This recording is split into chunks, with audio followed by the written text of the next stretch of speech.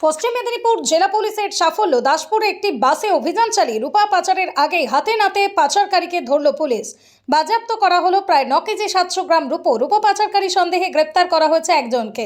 বৃহস্পতিবার দুপুরে সাংবাদিক বৈঠক করে জানালেন জেলা পুলিশ সুপার পাপিয়া সুলতানা। একই সাথে তিনি জানান, দিন কয়েক আগে দাসপুরে গরু পাচারের ছক বানচাল করে দেয় পুলিশ। সেই ঘটনাতেও দুজনকে গ্রেপ্তার করা হয়। তাদের প্রাথমিক জিজ্ঞাসাবাদ করে এবং গোটা ঘটনার তদন্ত করে পুলিশ জানতে পারে এই পাচার চক্রের সাথে যোগ রয়েছে একটি বড় গ্যাংয়ের। সেই গ্যাংয়ের বিস্তার রয়েছে আশপাশের বেশ কয়েকটি জেলায়। অন্তত 4টি জেলার মধ্যে সক্রিয় রয়েছে এই পাচার চক্র। তাদেরকে নিজেদের জালে পেতে জোর কদমে তদন্ত চালাচ্ছে পুলিশ। অন্যদিকে নারায়ণগড় এলাকাতেও একটি সেক্স র্যাকেট ভেঙেছে পুলিশ।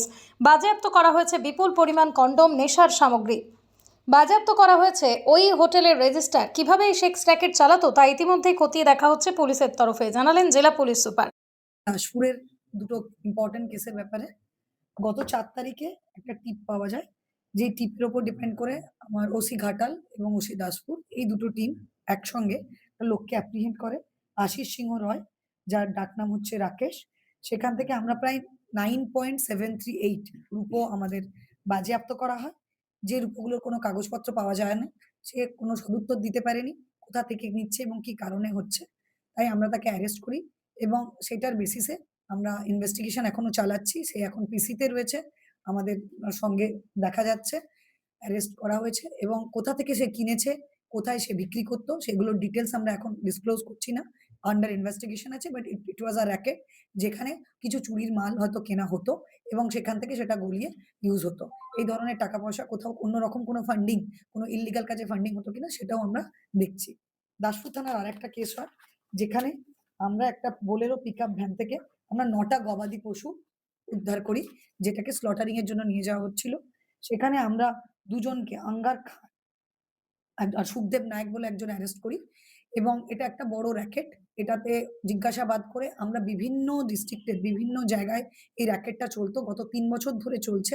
তারা একটা আ কোনো গরুর যে হাট সেখানে তাদের পরিচয় হয়। সেখান থেকে তারা দীর্ঘদিন ধরে বিভিন্ন ডিস্ট্রিক্টে এরকম সল্টারিং এর জন্য গরু নিয়ে যেত। তো এটা একটা বড় র‍্যাকেট। আমরা একটা বড় সাফল্য পেয়েছি। ২ জন অ্যারেস্ট হয়েছে এবং আরো অনেকজন অ্যারেস্ট করা বাকি। আমরা আরো অনেকগুলো জায়গায় মানে রেড করে আমরা পুরো টিমটাকে ধরবো, যাতে কোনোভাবেই স্লটারিং এর জন্য গরু পাচার না করা যায় এবং এটা পুরোপুরিভাবে বন্ধ করতে পারি। আরেকটা বড় সাফল্য এসছে আমাদের নারায়ণগড় থানার। আমাদের additional SP traffic, additional SP আমাদের খড়গপুর আর আমার এসডিপিও খড়গপুর।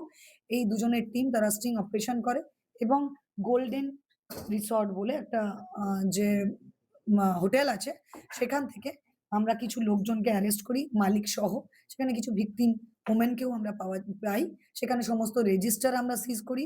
সঙ্গে কিছু ইলিসিট লিকার, কিছু নারকোটিক সাবস্ট্যান্স, ইউজড কন্ডোম এবং হিউজ মানে আনইউজড কন্ডোমও আমরা পাইল আকারে পাই এবং এই হোটেলগুলোতে দীর্ঘদিন ধরে এরকম সেক্স র‍্যাকেট চলছিল, সেগুলো আমরা জানতে পারি। এটা আমরা আগামী দিনে সমস্ত হোটেলগুলোকে আমরা নিয়ে মিটিং করছি, তার রেজিস্টারগুলো চেক করছি। প্রপারলি কারা আসছে, কারা যাচ্ছে, কোনো মাইনর আসছে কিনা, উইথআউট ডকুমেন্টেশন এ কাউকে ঘর ভাড়া দেওয়া হচ্ছে কিনা সেগুলো চেক করব এবং আমরা এটা বলতে পারি পশ্চিম মেদিনীপুর জেলা পুলিশ এই সংগঠিত মানব পাচার, যৌন শোষণ এবং নারী নির্যাতন সবকিছুর ব্যাপারে জিরো টলারেন্স নীতি দেখাবে। যেরকমভাবে আমাদের মাননীয় মুখ্যমন্ত্রী বলেছেন, নারীদের এবং শিশুদের সুরক্ষা এবং তাদের সমস্ত আইনত সাহায্যের জন্য পশ্চিম মেদিনীপুর পুলিশ সবসময় উনার দেখানো মার্গদর্শনে সবসময় সবার পাশে থাকবে, সাথে থাকবে। Thank you.